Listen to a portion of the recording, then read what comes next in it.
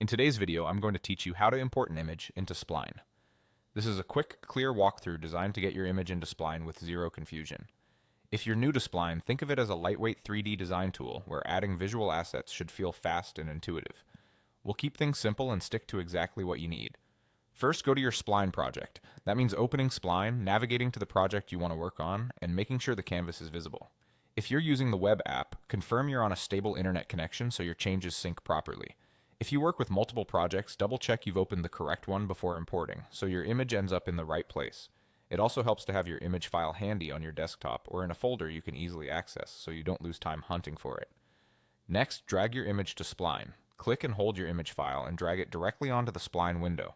You can drop it on the canvas or, depending on your layout, into the Assets area. Most common image formats like PNG and JPG work well. If your image has transparency, a PNG is a good choice. For crisp results without heavy files, aim for a balanced resolution. Large textures can slow things down, while tiny images may look blurry. When you drop the file, Spline will import it and place it where it can be used in your scene. If you don't immediately see it on the canvas, check the Assets panel. It may have been added there and is ready to be used as part of your design.